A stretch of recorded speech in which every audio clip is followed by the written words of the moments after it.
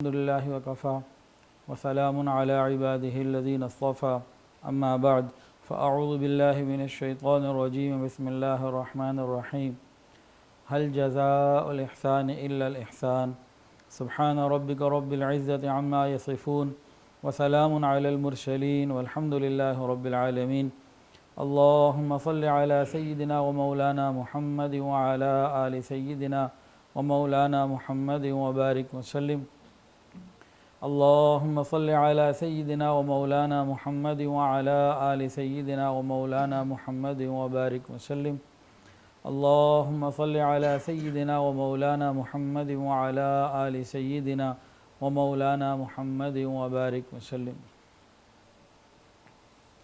مکارم اخلاق سیریز میں تیسرا خلق ہے احسان کا بدلہ دینا۔ پہلا تھا سچائی، سچ بولنا، دوسرا تھا سچائی کا معاملہ کرنا، اور تیسرا سچائی کا معاملہ کرنے میں ایک بات کل پیش آئی۔ کل گجرانوالہ ایک فیکٹری میں گیا ہوا تھا کام سے، تو وہاں ایک صاحب ملے جو فیکٹری کے مالک تھے، ان سے بات چیت ہونے لگی، کہنے لگے کہ میں نے بھی شادی میں جانا ہے، میرا دوست ہے 3rd کلاس سے میرا وہ دوست ہے، 3rd کلاس سے میرا وہ دوست ہے۔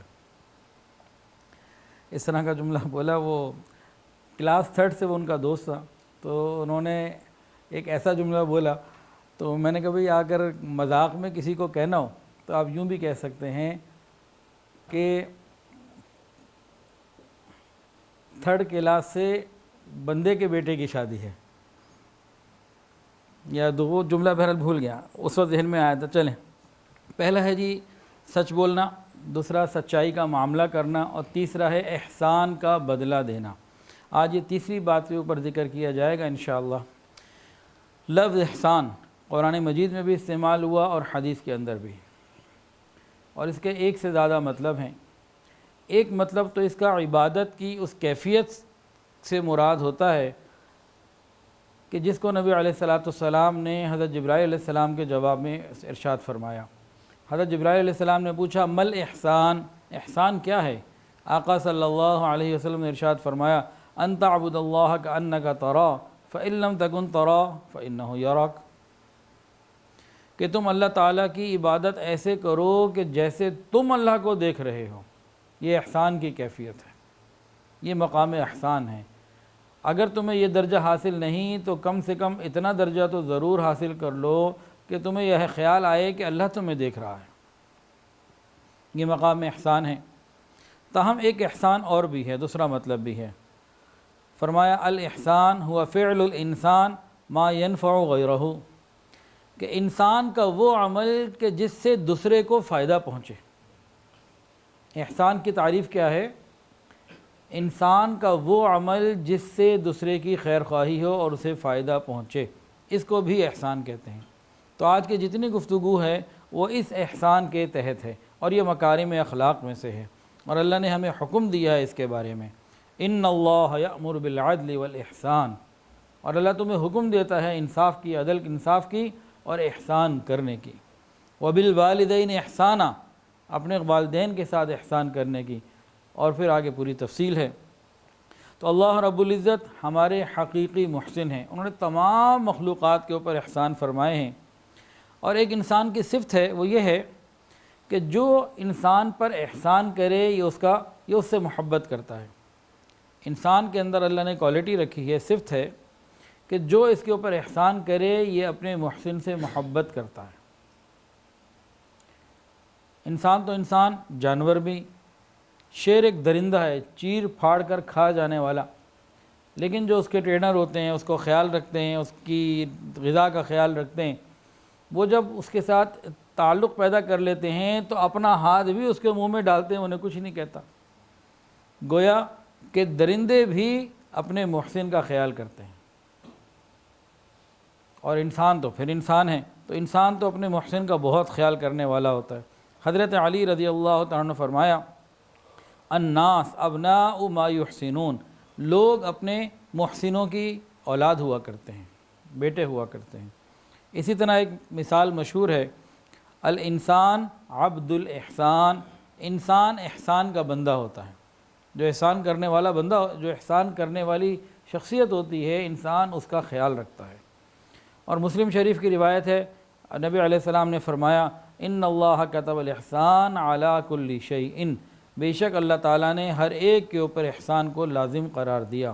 اور قرآن مجید میں ان اللہ یأمر بالعدل والاحسان حکم ہے ہمارے اوپر، اور وبالوالدین احسانا وبذی القربى والیتامی والمساکین والجار ذی القربى والجار الجنب والصاحب بالجنب وابن السبیل وما ملکت ایمانکم۔ قرآن مجید میں ان تمام لوگوں کے ساتھ احسان کرنے کا حکم دیا، والدین کے ساتھ، رشتہ داروں کے ساتھ، یتیموں کے ساتھ، مسکینوں کے ساتھ، جو قریب کے پڑوسی ہیں ان کے ساتھ، اور جو دور کے پڑوسی ہیں ان کے ساتھ، یا ساتھ بیٹھے ہوئے یا کھڑے ہوئے شخص یا راہگیر کے ساتھ، اور اپنے غلام باندیوں یعنی اپنے اسٹاف کے ساتھ، ان تمام کے ساتھ اللہ رب العزت نے قرآن مجید میں احسان کرنے کا حکم دیا۔ تو کسی کا بھلا کرنا یہ بھی احسان ہے، اور دشمن کو معاف کر دینا، مخالف کو معاف کر دینا یہ بھی احسان ہے۔ فاعف عنہم واصفح ان اللہ یحب المحسنین، تو معاف کر دینا یہ بھی احسان ہے۔ انسانوں کو حکم ہے کہ پتھروں کے اوپر بھی احسان کریں، درختوں کے اوپر بھی احسان کریں، نباتات سے، جمادات سے، حیوانات سے اور انسانوں سے، ہر کسی کے ساتھ بھلا کریں۔ ہمیں حکم یہ ہے کہ ہر ایک کے ساتھ بھلا کریں، مکارم اخلاق میں سے یہ ہے۔ بخاری شریف کی ایک مشہور روایت ہم سب نے سنی ہوگی کہ ایک فاحشہ عورت تھی، اس نے ایک پیاسے کتے کو پانی پلایا، اور اللہ رب العزت نے اس پانی پلانے کے اوپر اس عورت کی مغفرت کر دی۔ ایک کتے کے ساتھ بھلائی اللہ کو پسند آ جاتی ہے، تو اگر ہم انسانوں کے ساتھ خیر خواہی کا معاملہ کریں گے، بھلائی کا معاملہ کریں گے، تو اللہ کتنی ہم پر رحمت کی نظر فرمائیں گے۔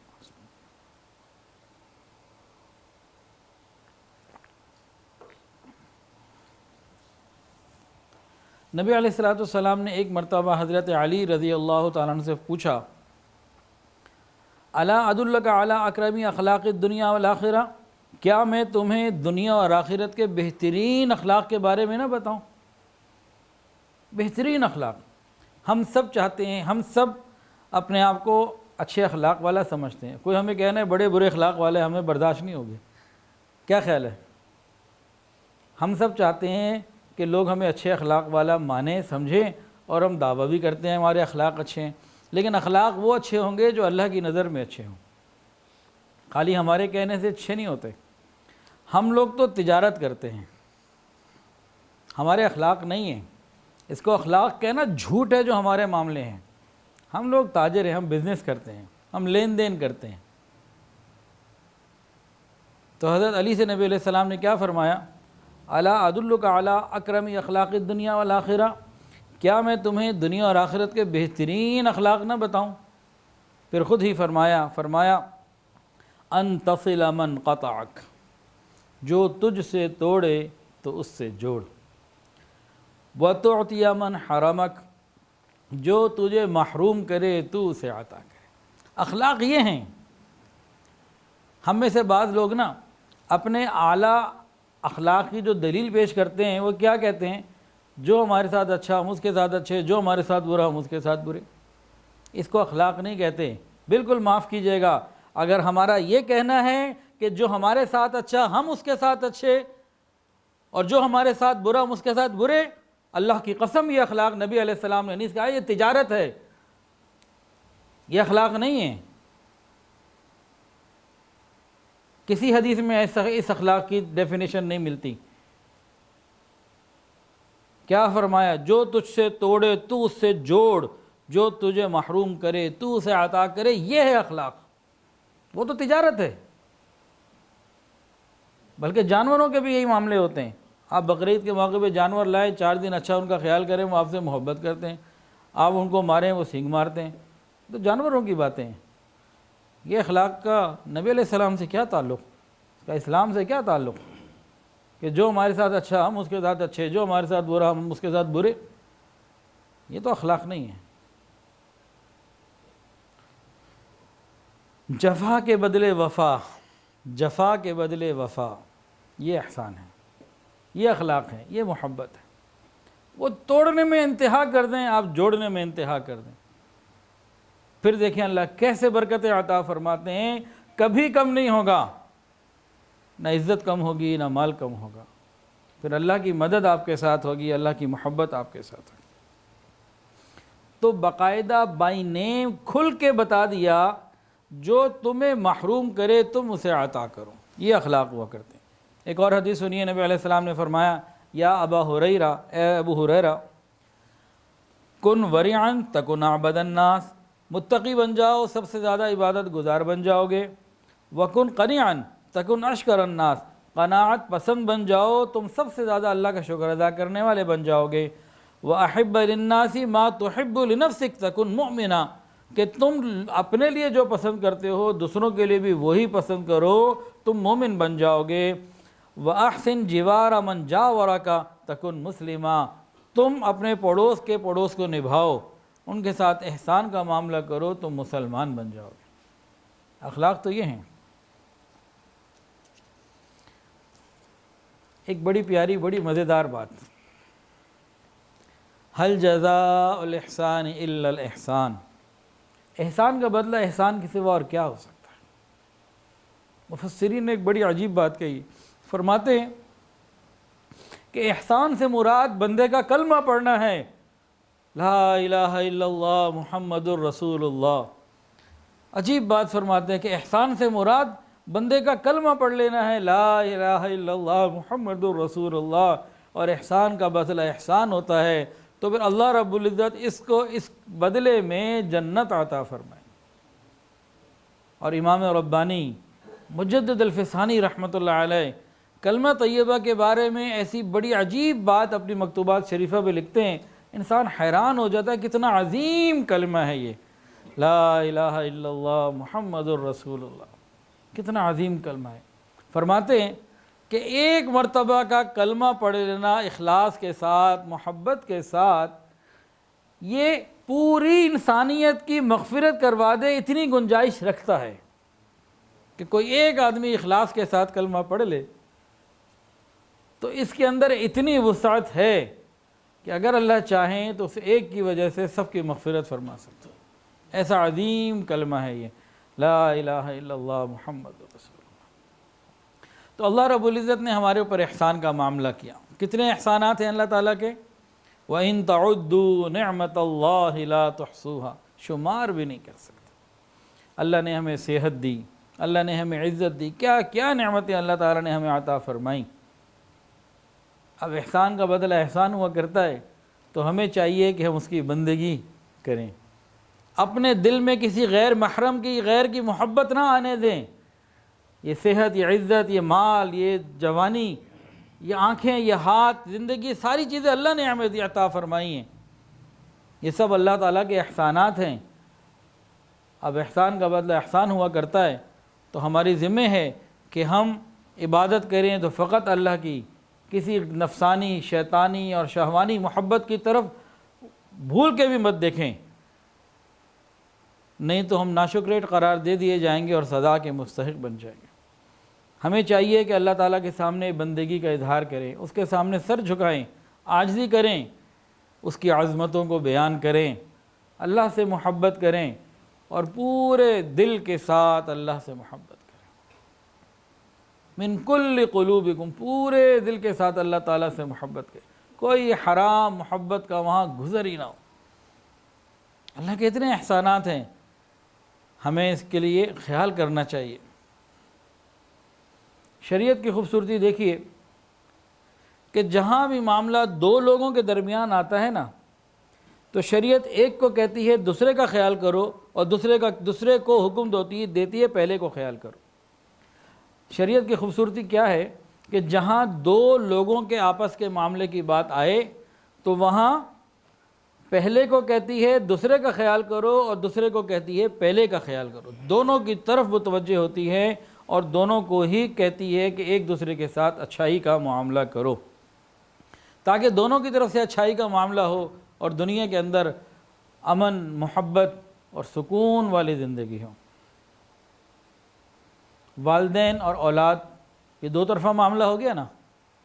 تو والدین کو کہا کہ اولاد کی دین کے مطابق تربیت کرو، ان کے اخلاق کی فکر کرو، ان کی دینی تعلیم کا خیال رکھو، دنیا کے اندر بھی جو ضروریات کی چیزیں ہیں جتنی اندر ہمت ہے سارا کچھ کرنے کا حکم دیا والدین کو. اور فرمایا کہ بیٹے کی خوشبو جنت کی خوشبو ہے. یعنی والدین کو اتنا جو ہے وہ بتایا کہ اولاد کے لیے کتنا کچھ کرنا ہے، آمادہ کیا ان کو ذہنی طور پر. لیکن ساتھ اولاد کو بھی کہا کہ اپنے ماں باپ کے مقام کو پہچانو. یہ نہیں کہ اولاد کو آزاد چھوڑ دیا کہ جو مرضی کرتی پھرے، نہیں، اولاد کو کہا کہ انہوں نے تمہارے اوپر احسان کیے ہیں، اب تم بھی احسان کا معاملہ کرو. اللہ کی رضا باپ کی رضا کے اندر ہے اور تمہاری ماں کے قدموں تلے تمہارے لیے جنت ہے. والدین اگر کافر بھی ہوں تو شریعت حکم دیتی ہے ان کا خیال کرو. وصاحبہما فی الدنیا معروفا. تو دو طرفہ معاملات میں دونوں کو حکم دیا جاتا ہے ایک دوسرے کے ساتھ بھلائی کا، کسی ایک کا معاملہ نہیں. اسی طرح ایک امیر اور غریب کی مثال لے لیجئے. یہ دو لوگ ہو گئے نا، دو طرح کے لوگ ہو گئے، ایک امیر اور ایک غریب، غنی اور فقیر. تو جو غنی اور امیر لوگ ہیں ان کو کہا پاکیزہ مال کماؤ، پاکیزہ جگہ خرچ کرو، حرام جگہ نہیں خرچ کر سکتے. بیٹی ہے، بیوی ہے، ماں ہے، گھر پہ ان پہ خرچ کرو. کسی نامحرم کو دینا یہ جہنم میں جانے کی بات ہے، ایزی وے ٹو جہنم ہے. ان کو کہا اپنے مال کو دیکھ بھال کے خرچ کرو. پھر کہا زکوٰۃ ادا کرو، صدقات ادا کرو، لوگوں کو ہدیے دو، ان کی خدمت کرو، خیال کرو. تمہیں اللہ نے مال دیا ہے نا، تمہاری ضرورت سے زیادہ ہے، اب تم لوگوں کا خیال کرو. یہ صرف تمہارا نہیں ہے، حق للسائل والمحروم، اس کے اندر سائل کا بھی حق ہے، محروم کا بھی حق ہے. تو مالدار کو پورے حکم دیے کہ کہاں کہاں خرچ کرنا ہے اور کہاں کہاں خرچ نہیں کرنا، پوری تفصیلات ہیں. اور اسی طرح غریب کو کیا کہا؟ اس کو بھی یہ کہا کہ دیکھو تم فقیر ہو، تمہیں کسی نے زکوٰۃ دی، صدقہ دیا، کوئی خیرات دی، تمہاری مدد کی، اب تم بدلہ اگر دے سکتے ہو تو اچھی بات ہے، نہیں تو جزاک اللہ کہو. اس کا احسان دل سے تسلیم کرو اور اس کا ذکر خیر کے ساتھ کرو. تمہارے پاس دینے کے لیے کچھ نہیں ہے نا، لیکن تم اس کے لیے دعا کرو. دعا تو کر سکتے ہو نا، تم اس کے لیے دعا کرو، اس کا خیر کے ساتھ تذکرہ کرو. تو دونوں کو احکامات ہیں، صرف ایک کی طرف شریعت متوجہ نہیں ہوتی، دونوں طرف کو دیکھتی ہے. اس کو کہا کہ تم ایسے کرو، اس کو کہا کہ تم ویسے کرو، تاکہ معاملہ خوبصورتی سے نمٹ جائے. تو تمام معاملات میں والدین اور اولاد کی بات آ گئی، امیر اور غریب کی بات آ گئی. اب مالک اور مزدور کو بھی غور کر لیجئے. اگر کوئی فیکٹری کا مالک ہے، اس کو کیا کہا؟ یا کوئی گھر کا مالک ہے، اس نے مزدور سے مزدوری کرائی، اسے کیا کہا؟ اس کو کیا حکم ہے بتائیں جی؟ اس کو یہ کہا کہ اس کا پسینہ خشک ہونے سے پہلے اسے اجرت ادا کرو. اور جو ملازم ہے، جو ورکر ہے، جو کام کرنے والا ہے، اس کو کیا کہا؟ اس کو اس کے اندر پیغام یہ ہے، پہلے اپنا پسینہ بہاؤ پھر مانگو. پسینہ تو بہاؤ، اس کے درد، اس کے مال کو اپنا مال تو سمجھو، امانت کے ساتھ، دیانت کے ساتھ کرو، فکر، دماغ لگاؤ، فکر کرو، اس کے مال کو ضائع نہ ہونے دو. لیکن آج کوئی ایسا نہیں ملتا جس کو درد ہو، میرا تھوڑا کوئی نقصان ہے، مالک کا نقصان ہے، ہوتا پھرے. تو شریعت نے تو کسی ملازم کو یہ نہیں کہا کہ اس کی یہ سوچ ہو کہ میرا کیا جا رہا ہے، تو اس کا نقصان ہے، اس کے بعد پیسے ہیں یا نہیں ہیں، میرا تھوڑی کچھ جا رہا ہے. تو شریعت نے یہ نہیں کہا. شریعت نے کیا کہا جی؟ مالک کو کیا کہا کہ تم پسینہ خشک ہونے سے پہلے دے دو. پسینہ آئے گا تو دینا ہے نا، وہ اگلے کا پسینہ نہ آئے. اب ایئر کنڈیشن ماحول میں سردی میں پسینہ نہ آئے، اس کا کیا مطلب کہ جی ہمارے یہاں تو ایئر کنڈیشن ہوتا ہے آفس میں، یا ہم تو سرد علاقوں میں کام کرتے ہیں. یہاں پسینے سے مراد پھر یہ ہے کہ بندے نے محنت کی ہو، دماغ لگایا ہو، فکر کی ہو، کوئی دوسرے کے پیسے کو اپنا پیسہ سمجھا ہو. محنت کی ہو، وفاداری کی ہو، یہ ساری چیزیں اس میں شامل ہوں گی۔ تو صرف مالک کو حکم نہیں ہے، مالک کو اپنا حکم دیا کہ تم یہ ذمہ داری سے کام کو انجام دو، اس کی جو پیمنٹ ہے وقت کے اوپر کرو، ڈیلے مت کرو۔ اور ان کو کہا جنہوں نے کام کرنا ہے کہ وفاداری کے ساتھ، ایمانداری کے ساتھ، پوری توجہ کے ساتھ، اپنا درد کے ساتھ کرو، یہ نہ ہو کہ یہ میرا نہیں ہے، میرا کیا ہے۔ یہ بے وفائی کہلاتی ہے شریعت کی نگاہ میں۔ تو شریعت نے مالک کو کہا مزدور کو مزدوری جلدی دو، اور مزدور کو کہا کہ تم پسینہ بہاؤ۔ اب کوئی مزدور پسینہ ہی نہ بہائے، پسینہ بہانے سے مراد خالی یہ نہیں کہ جاگنگ کر کے پسینہ بہا دیا کام ختم ہو گیا، نہیں، فکر کرنی ہے۔ اور آگے چلیں جی، اس سے زیادہ حساس معاملہ چھوڑ ہی دیتے ہیں کہ کر لیں ذکر، میاں بیوی کا معاملہ ہے، خاوند اور بیوی کا۔ بتائیں جی، کریں ذکر یا چھوڑ دیں؟ کر دیں، ایسا نہ ہو پھر دوبارہ آپ لوگ آئیں نا۔ بڑا خراب معاملہ ہے یہ آج کل۔ کل بھی ایک تکلیف دہ اطلاع آئی، ایک بچی کی شادی ابھی مہینہ سوا مہینہ ہوا ہے، اور ماں کا فون آیا، جی ہم نے بٹھا لیا، اب خلا لینی ہے، اور جو تفصیلات بتائیں آنسوؤں سے رونے والی ہیں۔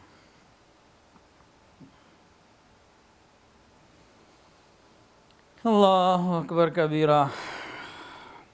آپ لوگ کہتے ہیں تو چلیں اس کے اوپر بات کر لیتے ہیں، نہیں تو اس معاملے میں تو ہم نے تو بے حیائی کے اندر پی ایچ ڈی کر لی ہے۔ میاں بیوی کے معاملے میں حقوق توڑنے میں تو ہم پی ایچ ڈی کر چکے ہیں، پرواہ کوئی نہیں رہی۔ خاوند حضرات کو بالخصوص نہ بیوی کے آنسوؤں کی پرواہ، نہ اس کے حقوق کی پرواہ۔ سنا دوں بھی بات کر لوں، چھوڑ دوں؟ ٹھیک ہے جی، آپ بار بار کہہ رہے ہیں تو سن ہی لیں پھر۔ خاوند کو یہ کہا، یعنی ہم جو مرد یہاں بیٹھے ہیں، ہمیں یہ کہا کہ تم اپنی بیوی کا خیال کرو، اسے محبت دو، اسے وقت دو، اس کی ضروریات کو پورا کرو، اچھا کھلاؤ، اچھا پہناؤ، اور خود پاک دامن رہو۔ اور بیوی کو یہ کہا کہ تم اپنے خاوند کی خدمت کرو، اس کے بچوں کی اچھی تربیت کرو۔ اگر خاوند تمہارا دور ہے تو اس کی جان، مال، عزت، آبرو کی تم جو حفاظت کر سکتی ہو، اس کی عزت آبرو کی حفاظت کرو۔ تو دونوں کو کہا، صرف ایک کو نہیں کہا، دونوں طرف ایک ہی بات فرمائی۔ اب آج کتنے مرد ایسے ہیں جو موبائل فون کے اوپر، انٹرنیٹ کے اوپر، اور یہ جو آن لائن گیم اب چل رہی ہے اس کے اوپر، اور چیٹنگ کے اوپر، کتنے ایسے ہیں جو اپنے گھروں کو خراب کر بیٹھے، اپنی جہنم بنا رہے ہیں، اور دنیا کو بھی جہنم بنا رہے ہیں، اور آخرت بھی جہنم خرید رہے ہیں۔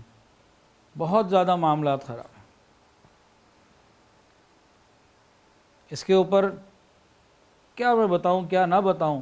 ہم اپنے گریبانوں میں خود جھانکیں کہ ہم اپنے گھر میں اپنی بیویوں کے ساتھ کیا کر رہے ہیں۔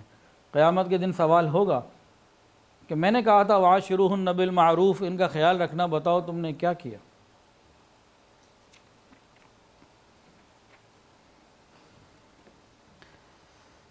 بعض ایسے ہوتے ہیں ان کے پاس وسائل ہوتے ہیں، وہ کہتے ہیں کہ کچھ دن پہلے بھی دو نوجوان موجود تھے، اور ایک کا کہنا یہ تھا کہ میں کھانا بھی دیتا ہوں، بجلی کے پیسے بھی دیتا ہوں، گھر کے خرچے کے پیسے بھی دیتا ہوں، سارا کچھ دیتا ہوں، سب کچھ دیتا ہوں۔ یہ سمجھ رہا تھا کہ شاید یہ جو ضروریات ہے نا، کھانا پینا، رہنا سہنا، ان کو پورا کر کے میں اپنے بیوی بچوں کے حقوق سے فارغ ہو چکا۔ یہ تو ضروریات ہیں، لیکن اس سے پہلے آپ خود ہیں کہ اپنی بیٹی کو، بیٹے کو، اپنے بچوں کو محبت دیں، وقت دیں، اور بیوی کو بھی وقت دیں۔ صرف کھانا پینا پورا کر دینا، اس سے تو کام پورا نہیں ہوتا۔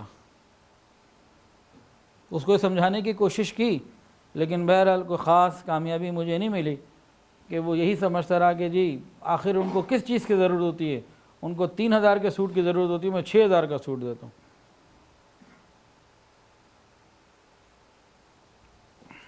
اسی طرح شریعت نے کہا، ایک مسلمان بھائی کو یہ کہا، اگر کوئی تم دوسرے کو، ایک مسلمان بھائی کو یہ کہا کہ تم دوسرے کو ہدیہ دو، اور دوسرے کو کہا کہ تم ہدیہ قبول کرو، اور اس سے بہتر ادا کر سکتے ہو تو ادا کرو، نہیں تو اتنا ہی ادا کر دو، اور اگر نہیں تو جزاک اللہ ہی کہہ دو، اس کا لیے 2 لفظ منہ سے بول دو۔ ہدیے سے متعلق چند احادیث ہیں۔ نبی علیہ السلام نے ارشاد فرمایا کہ آپس میں ہدیہ دیا کرو، ہدیہ دیتے رہا کرو، کیونکہ ہدیہ دینے سے انسان کے دل کا بغض اور کینہ یہ کم ہو جاتا ہے، ختم ہو جاتا ہے۔ یعنی کسی دوسرے کے دل میں کوئی میل ہے یہ ختم ہو جاتی ہے۔ ایک اور حدیث کے اندر یہ بات آتی ہے کہ ہدیہ دو، اس لیے کہ ہدیے سے جو سینے کی گھٹن ہے وہ ختم ہو جاتی ہے۔ اور ایک حدیث کے اندر آتا ہے ہدیہ دو، اس سے محبت بڑھے گی۔ اور ایک حدیث کے اندر آتا ہے ہدیہ دو کہ محبت کو بڑھاتا ہے اور سینے کے اندر کی نفرت کو ختم کرتا ہے۔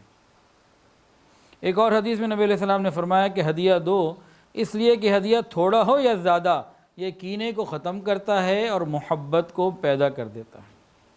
تو ضروری نہیں ہوتا کہ بڑی چیز ہی انسان ہدیہ کرے، چھوٹی چیز بھی ہدیہ کر سکتا ہے، لیکن یہ عمل دلوں میں محبت پیدا کر دیتا ہے۔ اب یہ ہدیہ لینا دینا باپ بیٹے میں بھی ہو سکتا ہے، باپ بیٹی میں بھی ہو سکتا ہے، بھائی بھائی میں بھی ہو سکتا ہے، میاں بیوی میں بھی ہو سکتا ہے، اور رشتہ داروں کے اندر بھی ہو سکتا ہے۔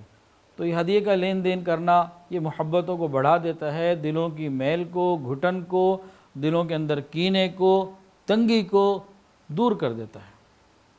اور حدیث ہی کے اندر آتا ہے ہدیے کا قیمتی ہونا کوئی ضروری نہیں ہے، ہدیہ محبت سے دیا جائے تو دلوں میں محبت بڑھتی ہے۔ اب شریعت نے ایک بھائی کو تو کہا کہ ہدیہ دو، اور دوسرے کو کہا کہ بھئی قبول کرو، ہدیہ اللہ تعالیٰ کی طرف سے رزق ہوتا ہے۔ بعض لوگ ہدیہ قبول کرتے ہوئے بھی تھوڑا سا شرمندہ ہوتے ہیں کہ نہیں اس کی کوئی ضرورت نہیں ہے، اپنے اللہ کا دیا بہت کچھ ہے، نہیں کوئی بات نہیں۔ اگر کوئی آدمی بغیر طلب کے آپ کو کچھ پیش کر رہا ہے تو ہدیہ قبول کرنا سنت ہے۔ بعض لوگ اس کے اندر بھی پریشان ہوتے ہیں، جی ہدیہ کیوں دیا؟ ہدیہ دینا بھی سنت ہے اور لینا بھی سنت ہے۔ حضرت سلمان فارسی رضی اللہ تعالیٰ عنہ، ان کی عمر 250 سال سے زیادہ تھی، تو جب وہ مدینہ پہنچے اور نبی علیہ السلام کی اطلاع ملی تو ان کو 3 اطلاعات ملی، 3 نشانیاں ملی تھیں جو انہوں نے پہچاننی تھیں۔ نمبر 1 کہ نبی علیہ السلام صدقے کا مال نہیں کھاتے۔ نمبر 2 ہدیہ قبول فرماتے ہیں، اور نمبر 3 وہ مہر نبوت جو 2 شانوں کے درمیان تھی۔ تو ہدیہ لینا بھی سنت ہے۔ بعض لوگوں کے اندر یہ ہوتی ہے چیز کہ ہدیہ لیتے ہوئے جو ہے نا وہ شرم محسوس کرتے ہیں، ویسے میرے اندر یہ والی نہیں ہے، پہلے ہی بتا دے رہے۔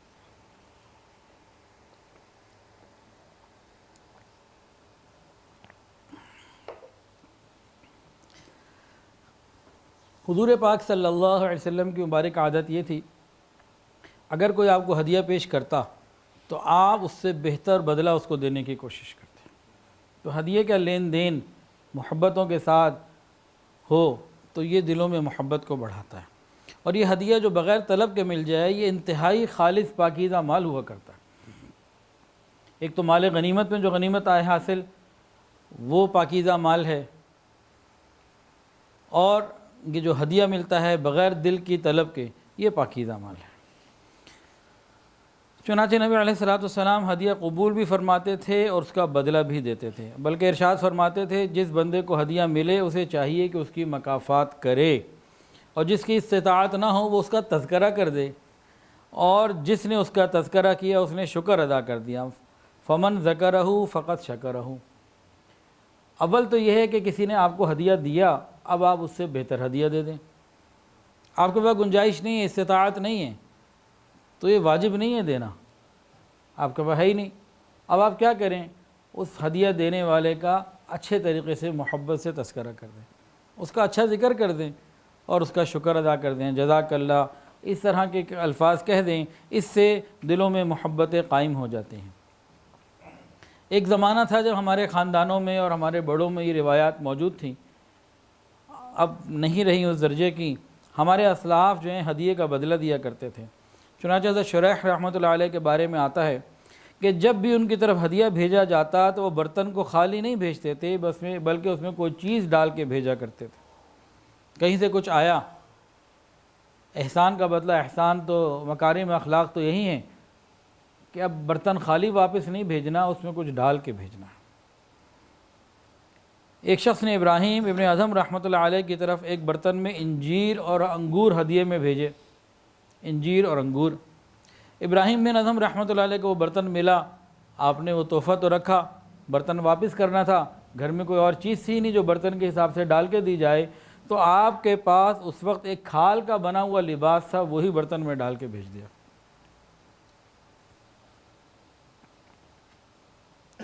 حضرت مرشد عالم مولانا غلام حبیب رحمۃ اللہ علیہ وہ فرمایا کرتے تھے، اگر پڑھنے کے لیے کسی سے کتاب لو عاریتاً ادھار وقتی طور پر، تو بہتر یہ ہے کہ اگر اس میں جلد نہیں ہے تو واپس جلد کروا کے دو، اگر جلد اس کی بنی ہوئی ہے تو اس کے اوپر ایک اچھا سا پیپر لگا کے، کاغذ کا ورق لگا کے جو ہے کاغذ چڑھا کے واپس دے دو، بہتر کر کے واپس دو۔ ایسا نہ ہو کہ کتاب کو موڑ لیا، اس پہ نشان لگا دیے، لکھ دیا، کہ اگلے کے دل کو تکلیف ہو، ایسا نہ کرو، بہتر کر کے واپس دو۔ ابھی ہم لوگ گلگت کے سفر پہ تھے، پچھلے چند دن پرانی بات ہے، تو ہمارے ایک ساتھی ہیں، ان کی گاڑی لے کے چلے گئے تھے۔ میری گاڑی جو تھی وہ لو بیڈ ہے، وہاں پہاڑوں پہ جانا تھا تو ذرا تھوڑی سی اونچی گاڑی چاہیے تھی، تو ان سے گاڑی لے کے چل پڑے۔ یہاں سے جاتے ہوئے ہم نے اس کی ضرورت کے جتنے کام تھے وہ کروا لیے۔ اب خیر اب پہاڑوں میں تو پھر پہاڑ ہے، نیچے پتھر ہے، کہیں سڑک ہے، کہیں سڑک ہی نہیں، چلنا تو ہے، سڑک ہی نہیں ہے، پتھروں پہ چلنا ہے۔ تو ہمارے ساتھ ایک ساتھی تھے، داؤد ڈار ان کا نام، تو وہ فرمانے لگے کہ آپ جن سے گاڑی لے کر آئے نا، تو گاڑی آپ نے واپس جا کے پہلے اس کی مرمت کروانی ہے اور سروس کروانی ہے، کوئی کام ایسے ہو، کوئی چیز اگر اس میں ہو گئی ہو، یہ تو ہمارے ساتھ اتنے دنوں سے گاڑی چل رہی ہے، تو اس کو بالکل صحیح سیٹ کر کے آپ نے واپس دینا ہے، کہ انہوں نے آپ کے ساتھ احسان کا معاملہ کیا، آپ بھی ان کے ساتھ خیر کا معاملہ کریں۔ تو یہ پہاڑوں میں انہوں نے احسان کی، اخلاق کی بات بتائی کہ بھئی یہ آداب ہوا کرتے ہیں گاڑی کو واپس کرنے کے، لینے کے۔ تو میں نے کہا جی انشاءاللہ ایسے ہی ہوگا، اور اللہ کی طرف سے ہے کہ کبھی بھی ضرورت کسی سے کوئی گاڑی لینے کی پڑی تو اسی طریقے سے ہی ایک دو واقعات ان کو وہاں سنائے کہ بھی ایسے ہی کیا الحمدللہ۔ لیکن ایک مجھے یاد ہے بچپن کا واقعہ، تو میں خیر اتنا بچپن میں بھی نہیں تھا، انارکلی میں اس زمانے میں رہتے تھے، تو ہمارے پاس ایک گاڑی تھی، وہ گاڑی کا نقشہ بھی یاد ہے۔ تو ایک صاحب گاڑی لے جاتے صبح اور شام کو دے جاتے، کہتے جی آج اتنے کا پیٹرول ڈالا ہے وہ پیسے دے دیجیے۔ اگلے دن صبح آگے پھر گاڑی لے جاتے، پھر شام کو واپس آتے، گاڑی اپنے استعمال میں سارا دن، کہ جی آج اتنے کا پیٹرول ڈالا تھا وہ پیسے دے دیجیے۔ رات کو کھڑی کر گئے، صبح آگے پھر تیسرے دن لے گئے، اور تیسرے دن شام کو گاڑی واپس کی، جناب آج اتنے کا پیٹرول، آپ کی گاڑی تو آپ کی ہے نا، میری تو نہیں ہے۔ چلا میں رہا ہوں، وہ ایک الگ بات ہے، گاڑی تو آپ کی ہے، روز آپ کے گھر کھڑی کر دیتا ہوں، روز صبح نکال کے لے جاتا ہوں، ڈیوٹی تھوڑی اتنی ڈیوٹی میں آپ کی دے رہا ہوں، تو سارا دن میرے استعمال میں ہوتی ہے، تو گاڑی تو آپ کی ہے، تو پیسے تو آپ کے ذمے۔ تو بعض دفعہ ایسے بھی ہوتا ہے، اپنی گاڑی چلائے اور کھڈے پہ جا کے لگے نا تو دل میں تکلیف محسوس ہوتی ہے۔ دوسرے کی گاڑی آپ نے لی ہوئی ہو دستی کچھ گھنٹوں کے لیے یا دنوں کے لیے، اور اسی کھڈے میں اسی طریقے سے گاڑی لگے اور دل میں تکلیف اس طرح کی نہ ہو نا، اس کا مطلب ہے کہ بھئی کمی ہے کچھ، دوسرے کا احساس بھی پورا کرنے کی ضرورت ہوتی ہے۔ آج کل کا معاملہ کیا ہے، حضرت مرشد عالم تو یہ فرماتے تھے کتاب لو تو بہتر انداز سے اسے اچھے طریقے سے جلد کرا کے یا اس کو ذرا نیا پیپر لگا کے واپس دے دو۔ آج کل کا کیا ہے، آج کہتے ہیں جو کتاب کسی کو پڑھنے کے لیے دیے، جو آدمی کسی کو کتاب پڑھنے کے لیے دے دے وہ بے وقوف، اور جو پڑھ کے واپس کر دے وہ اس سے بڑا بے وقوف۔ کتاب لینی تو یاد رہتی ہے، دینی یاد نہیں رہتی، یہ ہمارے اخلاق ہیں۔ تو ہم کسی سے کوئی چیز استعمال کے لیے لیں، واپس اس طریقے سے کریں کہ اس کا دل خوش ہو جائے، یہ ہے احسان، یہ ہے اخلاق۔ آپ کی ضرورت تھی، آپ نے کسی سے کوئی چیز لی، واپس ایسے انداز سے کریں کہ اس کا دل خوش ہو جائے، وہ کتاب ہو یا گاڑی ہو یا کوئی اور چیز ہو، احساس کے ساتھ معاملہ تب مزیدار ہے۔ اور غور کیجئے، عبد الرحمن ابن عبداللہ فرماتے ہیں کہ حضرت سعید ابن عاص رضی اللہ تعالیٰ عنہ، حضرت سعید ابن عاص رحمۃ اللہ علیہ، حضرت سعید ابن عاص رحمۃ اللہ علیہ ایک دن مسجد میں اکیلے جا رہے تھے، مسجد کی طرف اکیلے جا رہے تھے۔ راستے میں ایک قریشی بندہ تھا، وہ ان کے ساتھ ہو گیا، ساتھ ساتھ چلتے رہے۔ جب وہ اپنے گھر پہنچ گئے، سعید ابن عاص رحمۃ اللہ علیہ مسجد میں سے نکلے، اکیلے گھر کی طرف جا رہے تھے، مسجد کی طرف نہیں، گھر کی طرف جا رہے تھے۔ راستے میں ایک شخص ساتھ ہو گیا، قریشی تھا، اس نے کہا مسجد سے یہ نکل رہے ہیں، نیک آدمی ہے، چلو میں ساتھ ساتھ چلتا ہوں۔ اب وہ اپنے گھر پہنچ گیا۔ اب گھر پہنچ کے پیچھے ان سے پوچھا بھئی خیریت ہے، آپ اتنی دیر سے میرے ساتھ ہیں، معاملہ کیا ہے؟ کہنے لگے نہیں بات تو کچھ بھی نہیں ہے، بس یہ تھا کہ آپ اکیلے جا رہے تھے، خدمت کے لیے کوئی خادم نہیں تھا ساتھ، میں نے کہا تھوڑی دیر آپ کے ساتھ چلوں، اگر راستے میں کسی چیز کی ضرورت ہو تو میں خدمت آپ کی کر لوں گا۔ بڑے خوش ہوئے، دروازے پہ کھڑے کھڑے ہی اندر اپنے غلام کو آواز دی، باہر آیا، اس سے پوچھا آج ہمارے گھر میں پیسے کتنے؟ میں نے کہا 30,000 درہم۔ میں نے کہا سارے لے آؤ، سارے اس کو دے۔ محبت کا بدلہ محبت سے دینا، اللہ اکبر۔ ایک بزرگ تھے ابراہیم رحمۃ اللہ علیہ، کہتے ہیں کہ ایک مرتبہ میرے والد صاحب کو نا کہیں سے خوب مال ملا، تو انہوں نے مجھے کہا کہ اچھا ایسا کرو، میرے خاص اور عام دوستوں کی فہرست بناؤ، رشتہ داروں کی فہرست بناؤ، ملنے والوں کی، ان سب کو میں نے کچھ نہ کچھ تحفے بھیجنے۔ بیٹا کہتا ہے کہ میں نے جناب پوری تفصیل بنائی، فہرست بنائی اور پیش کر دی ابا جان کو کہ جی آپ ان کو جو جو بھجوانا ہے بھجوا دیں۔ کہنے لگے اوہو اس میں ایک نام رہ گیا۔ بیٹا کہ نہیں میں نے سب نام لکھ دیے ہیں، میں جانتا ہوں ساروں کو۔ کہ نہیں نہیں نہیں نہیں نہیں، ایک بندہ رہ گیا ہے جو مجھ سے ملا تھا اور اس نے بہت اچھے انداز میں عقیدت سے مجھے ملا، محبت کی، اور اس کا ایسا ایسا حلیہ ہے، 10 دینار اس کے بھی لکھو، اس کو بھی پہنچاؤ۔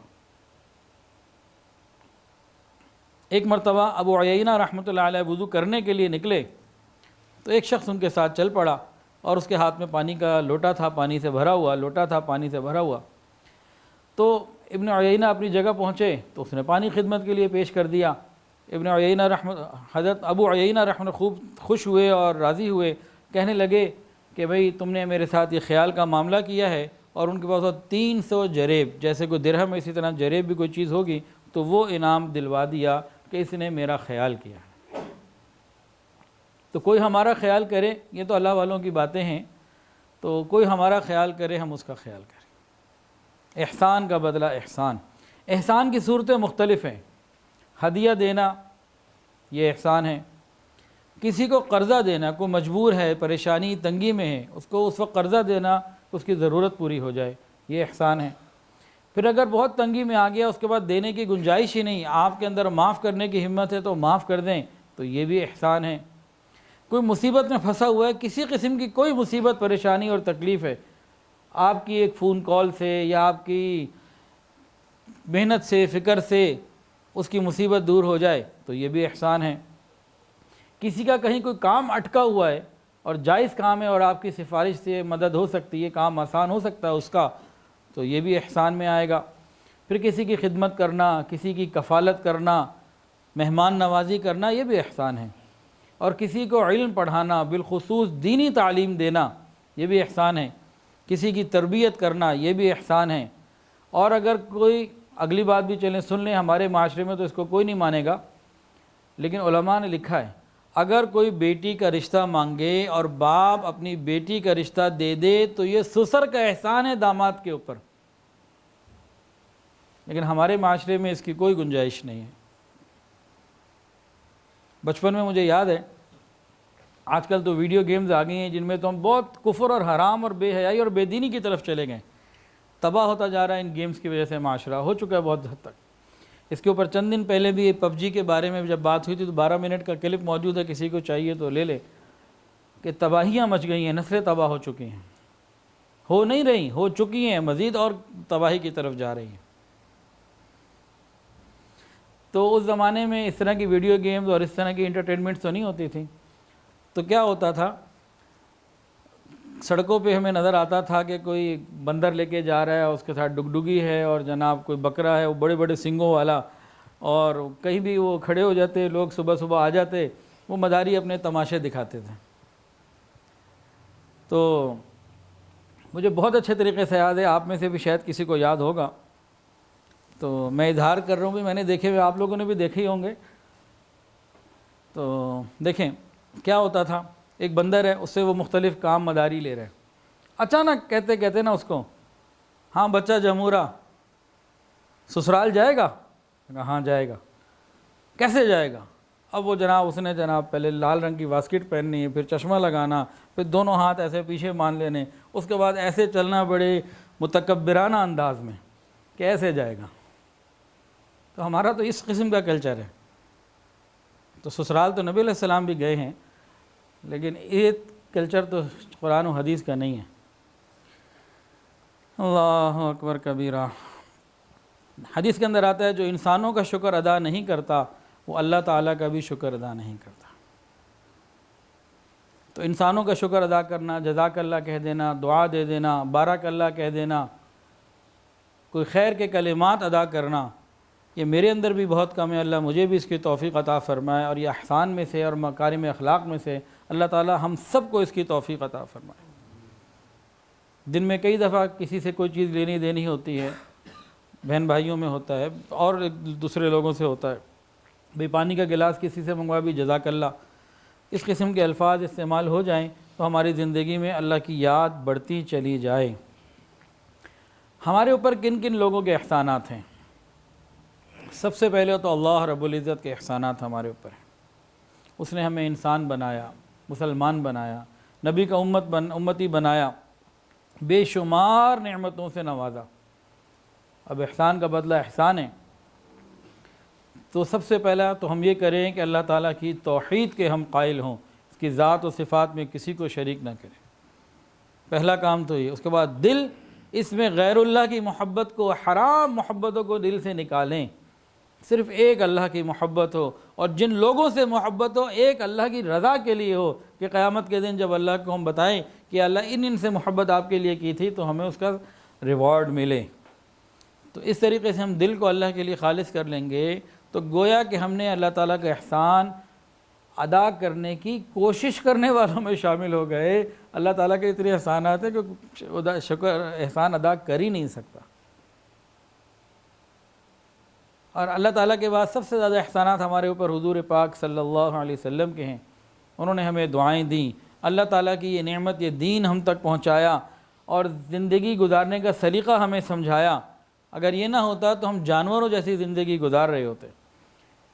اگر اللہ کے محبوب صلی اللہ علیہ وسلم نے ہمیں حیا کا نہ بتایا ہوتا تو ماں اور بیٹی کا فرق آج ہمارے اندر نہ ہوتا، یہ رشتہ داریاں اور یہ قربتیں، یہ چیزیں ہمارے اندر نہ ہوتی۔ یہ سب نبی علیہ الصلوۃ والسلام کے احسانات ہیں۔ باہر کی دنیا میں کیا ہوتا ہے، دو میاں بیوی ایک جگہ کھانے کے لیے آتے ہیں تو بیوی اپنا بل پے کرتی ہے، خاوند اپنا بل پے کرتا ہے۔ حضرت جی فرماتے ہیں کہ ایک ایئرپورٹ میں بیٹھا ہوا تھا تو وہاں پہ ایک انگریز جوڑا آ کے بیٹھ گیا۔ عورت نے مرد کو کہا، can I borrow a cigarette from you, کیا میں ایک سگریٹ آپ سے ادھار لے سکتی ہوں؟ حضرت فرماتے ہیں قریب بیٹھے تھے، میرے کان میں آواز آئی، میں نے کہا شاید کوئی آپس میں نامحرم ہوں گے یا کوئی دور کا تعلق ہوگا۔ تو کہنے بیٹھے ہی ہوئے تھے تو مرد نے مجھ سے کوئی بات چیت کی، ہیلو ہائی کی۔ پھر میں نے پوچھا آپ لوگ کون ہیں؟ کہ ہم دونوں میاں بیوی ہیں اور 22 سال ہو گئے ہماری شادی کو۔ 22 سال کی ایسوسیشن کے بعد آپس کا تعلق کیا ہے کہ بیوی خاوند سے ایک سگریٹ ادھار مانگ رہی ہے۔ یہ زندگی ہے ان کی۔ اور ہمارے ہاں تو کتنی محبتوں کی زندگی ہے، ایک دوسرے کے لیے خدمت، کھانا کھلانا پلانا، ہدیے دینا، یہ سب نبی علیہ الصلوۃ والسلام کے احسانات ہیں ہم سب کے اوپر۔ اللہ اکبر کبیرہ۔ اب نبی علیہ الصلوۃ والسلام کے احسانات کا بدلہ ہم کیسے چکا سکتے ہیں؟ سچی بات ہے چکا تو نہیں سکتے، کوشش کرنے والوں میں شامل ہو جائیں تو وہ کیسے، ان میں چند باتیں میں ابھی عرض کر دیتا ہوں۔ پہلی بات تو یہ ہے کہ ہم نبی علیہ الصلوۃ والسلام سے اتنی محبت کریں جو مخلوق میں کسی اور سے نہ کی ہو۔ مخلوق کے اندر سب سے زیادہ محبت ہمارے دلوں میں نبی علیہ السلام کی ہو، پہلی بات۔ دوسری بات، حضور کی سنتوں سے محبت کریں اور عمل میں لے کر آئیں۔ ایک آدمی سنت سے محبت کرتا ہے، عمل میں نہیں آتی، جھوٹا ہی ہے۔ سنتوں سے اپنے آپ کو مزین کریں۔ اور تیسری بات، جو رسول اللہ صلی اللہ علیہ وسلم کا غم تھا اس غم کو اپنا غم بنائیں، یعنی دین کی محنت کریں، لوگوں کو دین پہ لانے کے لیے جان مال وقت لگائیں۔ اور چوتھی بات، جن کو نبی علیہ الصلوۃ والسلام سے نسبت ہے ان کا خیال کریں۔ ایک تو نبی علیہ السلام کے رشتہ دار ہو گئے جیسے سادات اہل بیت، اور نسبت صرف سادات اور اہل بیت ہی کو نہیں ہے، یہ جو علماء ہیں، مشائخ ہیں، اللہ والے ہیں، دین کی محنت کرنے والے ہیں، ان سب کو نسبت ہے۔ اللہ تعالیٰ کے احسانات، رسول اللہ صلی اللہ علیہ وسلم کے احسانات، اور ان کے بعد اکابر کے احسانات، جن میں صحابہ کرام رضوان اللہ تعالی علیہم اجمعین، تابعین، تبع تابعین، محدثین، فقہاء کرام، ہمارے سلسلے کے وہ مشائخ جن کے سینوں میں یہ نسبت کا نور منتقل ہوتا ہوتا ہوتا آج ہمارے سینوں میں داخل ہوا، ان کے بھی بہت احسانات ہیں ہمارے اوپر۔ ہم لوگ ان کے احسانات میں ڈوبے ہوئے ہیں۔ اب ان کے احسانات کے لیے کیا کریں؟ ان کے لیے دعا کریں، ان کے لیے تلاوت کریں، ان کے لیے اللہ سے خیر مانگیں۔ صاحب مشکات جو تھے، مشکات شریف جنہوں نے لکھی، تو انہوں نے امام اعظم امام حنیفہ رحمۃ اللہ علیہ سے کوئی حدیث اپنی کتاب میں نقل نہیں کی، لیکن جب راویوں کا تذکرہ کیا تو امام صاحب کا بھی تذکرہ کیا۔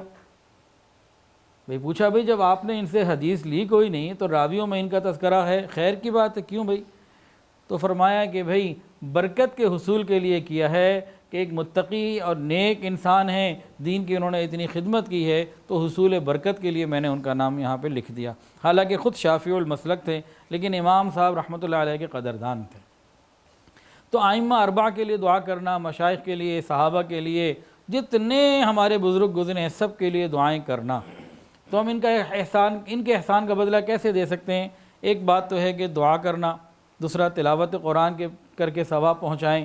بعض لوگوں نے ایسا بھی کیا کہ جو کسی سلسلے سے بیعت ہو گئے اور حضور پاک صلی اللہ علیہ وسلم سے لے کے حضرت جی تک 40 نمبر، حضرت جی کا 40واں نمبر، آگے 41واں آ گیا، جو حضرت کے آگے خلفاء ہیں جتنے بھی وہ 41ویں نمبر پر ہیں۔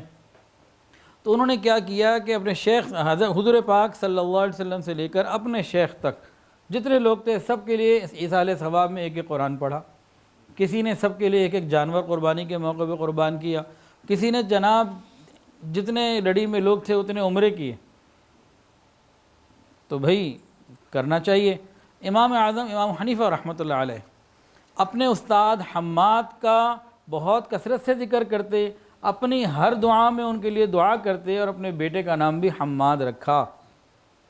اسی طرح امام ابو یوسف رحمۃ اللہ علیہ امام حنیفہ رحمۃ اللہ علیہ کے لیے دعا کرتے، امام احمد بن حنبل رحمۃ اللہ علیہ امام شافعی کے لیے دعا کیا کرتے تھے۔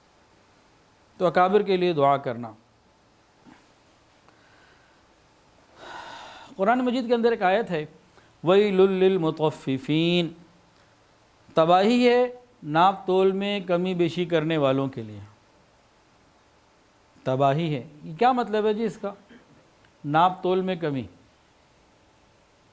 بچپن میں جب یہ آیت پڑھی تو یہ محسوس ہوتا تھا کہ ناپ میں کمی کرتا ہوگا کپڑے والا، اور تول میں کمی کرتا ہوگا دودھ والا یا کوئی دکاندار جس نے تکڑی کے اوپر تولنا ہو نا، وہ کرتا ہوگا۔ تو یہ خیال آتا تھا۔ وَيْلٌ لِّلْمُطَفِّفِينَ، ناپ تول میں کمی بیشی کرنے والوں کے لیے تباہی ہے، بربادی ہے، یہ قرآن کا فیصلہ ہے۔ لیکن حضرت پیر حافظ الفقار احمد نقشبندی دامت برکاتہ العالیہ، ان کی صحبت میں، ان کے بیانات میں پھر جو کچھ سمجھنے کا موقع ملا کہ حضرت نے بات کو کھول کے فرمایا کہ صرف دکاندار جس نے تکڑی پہ تولنا ہو صرف وہ مطفف نہیں ہوتا، بلکہ ہر وہ بندہ جو لینے کو تو پسند کرے اور دیتے وقت اس کی جان جائے اور دیتے ہوئے کم دے، یہ مطفف ہے، اس کے لیے تباہی ہے۔ ہر وہ بندہ، یہ صرف سامان تولنے کی تکڑی نہیں، یہ حقوق کا ترازو ہے، یہ حقوق کی بات ہے۔ چنانچہ میاں بیوی میں خاوند یہ چاہتا ہے کہ بیوی پاک دامنی کی زندگی گزارے، کسی سے تعلق نہ رکھے اور خود وہ اور عورتوں کے پیچھے بھاگے۔ بیوی یہ چاہتی ہے خاوند میرا بن کے رہے لیکن وہ خود اور مردوں سے تعلق رکھے، تو یہ مطفف ہے۔ بیٹا یہ چاہتا ہے کہ باپ میرا پورا خیال کرے، میں خیال نہ کروں، یہ مطفف ہے۔ بھائی یہ چاہتا ہے کہ بھئی بڑا بھائی میرے ساتھ پورا خیال کرے، میں اس کا بڑے بھائی کا خیال نہ کروں، یہ متفف ہے۔ ناپ تول میں کمی کا کیا مطلب ہے کہ ہر وہ بندہ جو لینے کو تو پسند کرے کہ مجھے حقوق پورے ملیں اور میں حقوق کی ادائیگی میں ڈنڈی ماروں، کوتاہی کروں، تو یہ آیت اسی کے لیے ہے، وَيْلٌ لِّلْمُطَفِّفِينَ، ناپ تول میں کمی بیشی کرنے والوں کے لیے تباہی ہے۔ یہ قرآن کا فیصلہ ہے۔ آج اگر ہم اس مجلس میں دیکھیں نا، شاید ہی کوئی ایسا نکلے جو متففین کی لسٹ میں شامل نہ ہو، کیونکہ ہم حقوق کی ادائیگی میں کوتاہی کرتے ہیں، حقوق کی ادائیگی میں ہم کوتاہی کرتے ہیں۔ کسی نے استاد کا حق ادا نہ کیا، یا کسی نے والدین کا حق ادا نہ کیا، یا کبھی بیوی بچوں کا حقوق ادا نہ ہوئے، کبھی بھائی کے نہ ہوئے، تو روزمرہ کے معاملات میں تقریباً ہم سب لوگ ہی ملوث ہیں۔ تو متفف کون ہے؟ جب لینا ہوتا ہے تو پورا لینا چاہتے ہیں، اور حقوق دینے کی بات آتی ہے تو کمی کرتے ہیں۔ یہ اصل میں دکان کی تکڑی نہیں، یہ حقوق کا ترازو ہے۔ جو کمی کوتاہی کرے گا اللہ کے نزدیک متفف ہوگا۔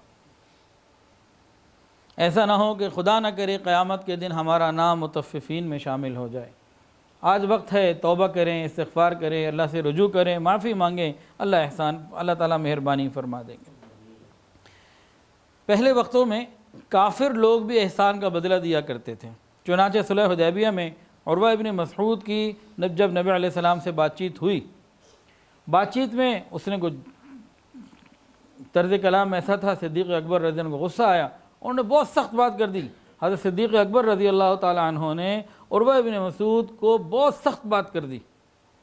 جیسے ہی وہ سخت بات حضرت ابوبکر نے کہی نا، تو عروہ ابن مسعود وہ کہنے لگا، ابوبکر کچھ عرصہ پہلے آپ نے میرے اوپر ایک احسان کیا تھا، اگر وہ آپ کا احسان نہ ہوتا تو ابھی پورا جواب میں دیتا۔ تو ایک زمانہ تھا جب کافر بھی دوسروں کے احسان کا خیال کیا کرتے تھے۔ نبی علیہ السلام بھی احسان کا بدلہ دینے والوں میں سب سے بڑے تھے۔ آپ سے زیادہ احسان کا بدلہ کبھی کسی نے ادا نہیں کیا۔ ایک مرتبہ نجاشی کا ایک وفد نبی علیہ السلام کی خدمت میں آیا۔ اب وفد کی جو خدمت تھی، ضرورت تھی اور مختلف چیزیں، تو نبی علیہ السلام بھی صحابہ کے ساتھ بنفس نفیس خدمت میں شریک ہو گئے۔ صحابہ نے کہا، یا رسول اللہ غلام حاضر ہے نا؟ تو نبی علیہ السلام نے فرمایا کہ یہ محسن ہے ہمارے، انہوں نے مسلمانوں پر احسان کیا ہے، تو میں بدلہ دینا چاہتا ہوں، اس لیے میں بھی خدمت میں شریک ہوں۔ اللہ اکبر کبیرہ، کتنے احساس کی بات ہے۔ قیمت انسان کی احساس کے ساتھ ہے، احساس اگر نہیں ہے تو انسان تو کچھ بھی نہیں ہے۔ جنگ بدر میں مشرکین مکہ کے 70 لوگ گرفتار ہو کر آئے۔ قریش مکہ چاہتے تھے کہ کسی کو ہم یہاں سے مکے سے بھیجیں جو نبی علیہ السلام سے بات چیت کرے، اور 70 لوگ ہمارے چھوڑ دیے جائیں۔ بھیجیں کس کو؟ یہ سوچتی کہ جن کی بات وہ لوگ قبول کریں۔ تو ان لوگوں نے کہا کہ مسلمان، خاص کر نبی علیہ السلام، احسان کا بدلہ دینے والے ہیں۔ تو ایک شخص تھا، اس کا نام تھا مطعم، اس نے نبی علیہ السلام پر ایک احسان کیا تھا۔ ایک مرتبہ نبی علیہ السلام نے مکے واپس آنا تھا، جان کا خطرہ تھا، نبی علیہ السلام نے اس کو کہا مجھے جان کی امان دو، میں واپس آنا چاہتا ہوں، تو اس نے جان کی امان دی تھی۔ تو مطعم کا ایک احسان تھا رسول اللہ صلی اللہ علیہ وسلم پر، جبکہ مطعم کا انتقال اس موقع پہ ہو چکا تھا۔ تو قریش مکہ نے اس صفت کی وجہ سے کہ نبی علیہ السلام احسان کا بدلہ دینے والے ہیں، مطعم کے بیٹے جبیر ابن مطعم کو بھیجا کہ تم جاؤ اور جا کے ہماری طرف سے بات پیش کرو۔ اب جبیر ابن مطعم آئے، نبی علیہ السلام سے بات کی اور کہا کہ آپ ان کو قید نہ، ان کو مطلب چھوڑ دیں، قتل نہ کریں، ہمارے پاس واپس بھیج دیں۔ اس وقت رسول اللہ صلی اللہ علیہ وسلم نے ارشاد فرمایا، آج اگر تیرا باپ مطعم زندہ ہوتا اور ان مرداروں کے بارے میں مجھ سے بات کرتا تو میں سب کو اس کی خاطر چھوڑ دیتا۔ تو کسی وقت کسی کا کوئی احسان ہوتا ہے تو ہمیں اس کو ذہن میں رکھنا چاہیے۔ اور غور کیجئے، حضور پاک صلی اللہ علیہ وسلم احسان کا بدلہ دینے میں بہت آگے تھے۔ سیدہ خدیجہ الکبریٰ رضی اللہ تعالی عنہا، انہوں نے اپنا سب کچھ نبی علیہ السلام پہ لوٹا دیا، سارا مال قدموں میں ڈھیر کر دیا، پوری زندگی خدمت کی، اور نبی علیہ السلام نے بھی پھر ان کو ہمیشہ یاد رکھا۔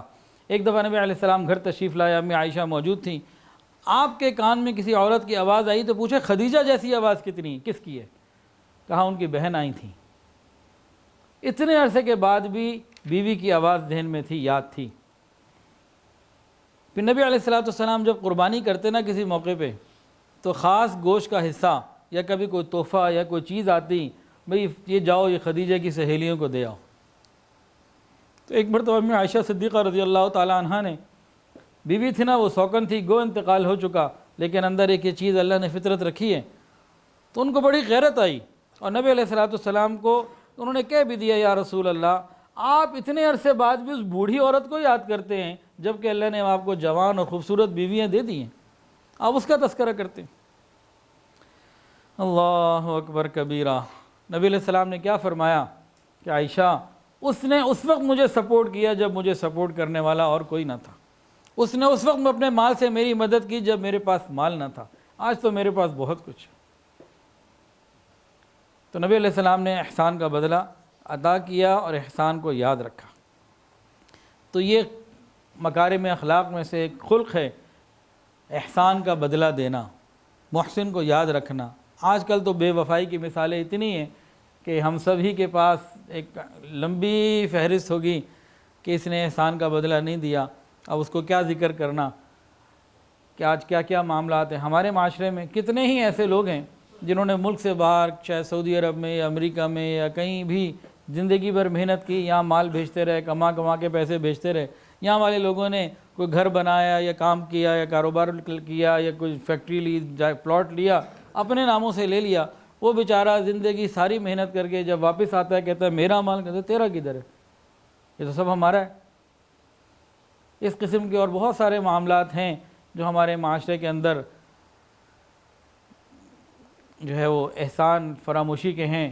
ہمارا معاشرہ بھرا ہوا اس چیز سے۔ اللہ تعالیٰ ہمیں احسان کرنے والا بنائے۔ حضور پاک صلی اللہ علیہ وسلم احسان کا بدلہ دینے والے تھے۔ سب سے زیادہ آپ نے احسان کا بدلہ ادا کر کے امت کو سکھا دیا کہ احسان کا بدلہ دینا ہے۔